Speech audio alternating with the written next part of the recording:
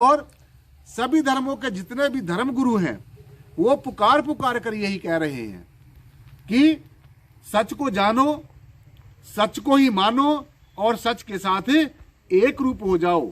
अब सवाल आज हमारे सामने यह है कि सच है क्या है? क्या यह संसार सच है? क्या यह जो आंखों से दिख रहा है ये सच है? क्या हम जो सोच रहे हैं ये सच है? क्या हम जो सुन रहे हैं ये सच है? तो आज ये बातें हमने बाखूबी जाननी होंगी। तो मैं आपको बड़े स्पष्ट तौर से बताना चाहता हूं साथ संगत जी, जो आंखों से दिख रहा है, ये जो दृष्टिमान जगत है, जो ये पेड़ पौधे पशु पक्षी जीव जंतु रंग रूप आकार प्रकार की जितनी आकृतियां दिख रही हैं, ये भी सच नहीं है।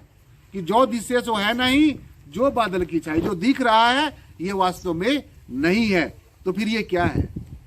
जो दिख रहा है ये क्या है?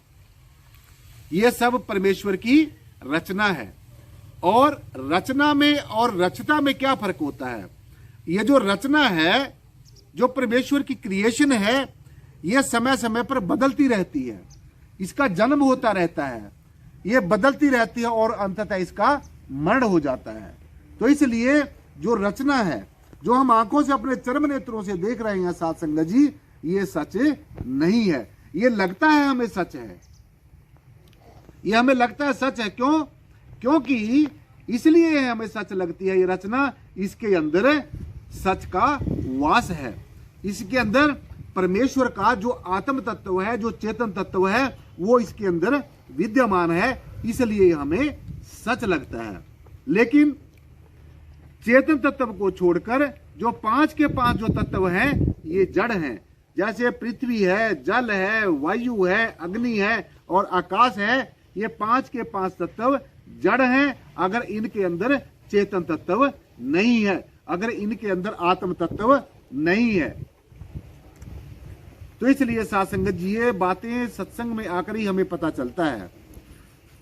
तो मैं आपको बता रहा था हमारे चार अंतःकरण, उनके बारे में भी भली बातें सुनो।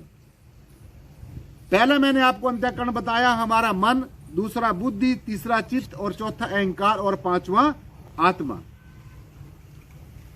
तो ये जो हमारा चारों का चार जो अंतःकरण है, जो चतुष्टय अंतःकरण है, मन बुद्धि चित्त और अहंकार, ये क्यों काम कर रहा है? हमारा मन क्यों मनन कर रहा है? हमारी बुद्धि क्यों विचार कर रही है? हमारा चित्त क्यों चिंतन कर रहा है? क्योंकि हमारे अंतर चेतन धारा परमेश्वर की बह रही है, क्योंकि हमारे अंदर आत्म तत्व है, क्योंकि हमारे अंदर परमेश्वर की जो रूह है, जो आत्मा है, जो तवज्जो है, वो विद्यमान है। इसलिए हमारा शरीर जिंदा है। आत्मा के कारण ही हम लोग जिंदा हैं। आत्म तत्व के कारण, चेतन तत्व के कारण ही हम कानों से सुन रहे हैं, आंखों से देख रहे हैं, मुख से बोल रहे हैं, हमारे हाथ काम कर रहे हैं, हमारा सारे शरीर में जो इंद्रियां, ज्ञानेंद्रियां, कर्मेंद्रियां, मन बुद्धि चित्त है, ये काम कर रहा है। तो इसलिए ये काम कर रहा है क्योंकि हमारे अंतर में आत्म तत्व है, क्योंकि हमारे अंतर में चेतन तत्व है, क्योंकि हमारे अंतर में परमेश्वर का अंश रूपी आत्मा है। इसलिए हम जिंदा हैं। हमारे जिंदा रहने का कारण, सारे अखिल ब्रह्मांड के जिंदा रहने का कारण, सारे अखिल ब्रह्मांड के अंदर जो कर्म क्रियाएं हो रही हैं, जो क्रियाएं और प्रतिक्रियाएं हो रही हैं, जो एक्शन और रिएक्शन हो, आत्मा है तो सब कुछ है, और अगर आत्मा नहीं है तो कुछ भी नहीं है। अगर आत्मा चेतना बनकर हमारे अंदर काम कर रही है, कहते हैं कि ये चेतन तत्व है, यही आत्म तत्व है। आत्म तत्व जो है वो चेतना बनकर हमारे अंदर काम करता है, लेकिन चेतना आत्मा नहीं है। ये भली बात ही समझना है, क्योंकि जड़ और चेतन जो है साथ संगत जी, ये तभी काम करते हैं ये जब हमारे अंदर आत्म तत्व सक्रिय होता है। तो इसलिए जो आत्मा है वो चेतना बनकर हमारे अंदर काम करती है। और जैसे मैंने बताया कि पांचों के पांच जड़ जो तत्व हैं ये काम कर रहे हैं, तो ये this is because of our आत्म तत्व। ये आत्म तत्व के कारण ही हमारे अंतर में सारे जो मन बुद्धि चित्त काम कर रहे हैं। तो जो हमारा चतुष्टय जो अंतःकरण है, हमारा जो मन है, पहला अंतःकरण कौन सा है? हमारा मन है। तो मन क्या चीज है? अगर हमें ये पूछ लिया जाए, अगर हम ये विचार करें तो मन है क्या है? मन एक ऐसी सूक्ष्म शक्ति है जो हमारे अंतर में मनन करने का काम करती है। किसी ऑब्जेक्ट के ऊपर, किसी बात के ऊपर जब हम किसी चीज को देखते हैं तो उस चीज को देखकर हमारे अंदर जो मनन होता है, ये कौन करता है? ये मन करता है। फिर हमारा मन मनन करके, किसी चीज को मनन करके फिर उसको बुद्धि को सौंप देता है भी क्या वास्तव में यह चीज वही है जो मैं मन कर रहा हूं। तो मन उसी ऑब्जेक्ट को, उसी बात को, उसी चीज को, उसी चीज के बारे में फिर बुद्धि से विचार करती है, बुद्धि उसके ऊपर विचार करती है और बुद्धि ये निर्णय कर लेते हैं कि वास्तव में ये वही चीज है मन जो तू मनन कर रहा है। जब हमारी बुद्धि निर्णय कर लेती है और बुद्धि निर्णय करके सौंप देती है, देखो ये कि ये एक नेचुरल प्रोसेस है, ये एक कुदरत का बनाया हुआ एक प्रोसेस है, ये एक सर्कल है, ये एक व्हील ऑफ द लाइफ है। हमारा जो लाइफ का चक्कर है, हमारा जो जीवन चक्कर है वो इस तरीके से चलता है कि जब हम किसी चीज को देखते हैं, हमारी आंखों के अंदर बैठ के हमारा मन उसको देखता है, किसी भी संसारिक चीज को देखता है, किसी रंग रूप आकार प्रकार की चीज को देखता है। हम कहते हैं भी हमारी आंखें देख रही हैं, हमारी आंखें नहीं देख रही, हमारी आंखों के अंदर बैठकर भी कोई देख रहा है। अब हमारी आंखों के अंदर बैठ के कौन देख रहा है? हमारी आंखों के अंदर बैठकर हमारा मन भी देख रहा है और हमारी आत्मा भी देख रही है। देखो भली बात ही समझना है, उलझना नहीं है। हमारी आंखें जो हैं ये तो एक परखना है, ये तो एक जैसे एक विंडो होती है, खिड़की होती है, उस खिड़की में से चाहे कोई ABC कोई भी आदमी देख सकता है। खिड़की कुछ नहीं कर रही, खिड़की तो सिर्फ एक हमारा माध्यम है, एक मीडिया है। ठीक इसी प्रकार से हमारा मन और हमारी आत्मा, जो दो इंपॉर्टेंट पात्र हमारे अंदर हैं, एक मन है और दूसरा आत्मा है।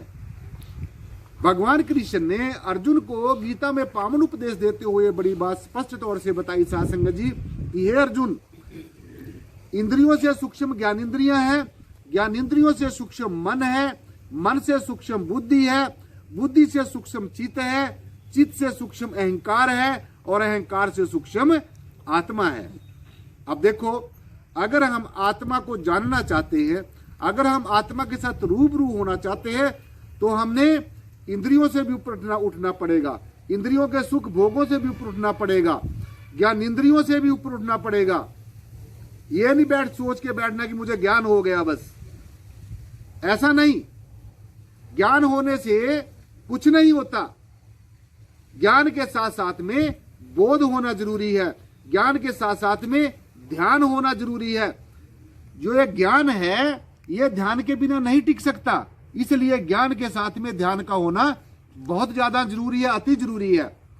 ज्ञान लेकर आप एक दवाई को लेकर घूमते रहो और डॉक्टर की सलाह आपने कभी ली नहीं है, डॉक्टर के कहे अनुसार उस दवाई को कभी लिया नहीं है, तो वो जो दवा है हमारी, वो हमारे रोग को दूर नहीं कर सकती है। ठीक इसी प्रकार से ये जो ज्ञान रूपी औषधि है साध संगत जी, जो आपको ये और आपको इसके साथ साथ में ये एक हिदायत दी जाती है कि इस ज्ञान के साथ साथ में आपने ध्यान भी जरूरी करना है, नित्य प्रति करना है। अगर ज्ञान लेकर ऐसे घूमते रहे, जेब में डाल के घूमते रहे और ये अहंकार में फूले फूले घूमते रहे कि बस मैंने तो ज्ञान ले लिया है, मैंने तो परमात्मा को देख लिया है, अब कुछ करने की जरूरत नहीं है, ये सबसे बड़ा पागलपन है जीव के अंदर। तो इसलिए आप सब जो हैं ज्ञानवान महापुरुषों, मैं सबको बड़ी विनम्र साध संगत जी प्रार्थना करना चाहता हूं, आप सबके चरणों में बेनती करना चाहता हूं कि आपने ज्ञान लेकर ऐसे नहीं घूमते रहना है। ये जो ज्ञान रूपी औषधि आपको मिली है, इसको घर में लेकर बैठ नहीं जाना है, इसका नित्य प्रति सुमिरन करना है। और सबसे इंपॉर्टेंट जो बात है वो सत्संग में आना बहुत ज्यादा जरूरी है।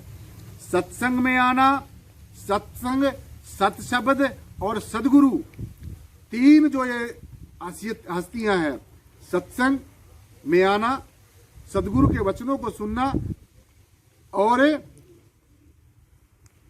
सदवचन को अपने जीवन में धारण करना। सत्संग, सदवचन और सदगुरु, ये तीन के तीन जो हमारे साथ संगत जी जीवन में होना, इनका बहुत ज्यादा जरूरी है।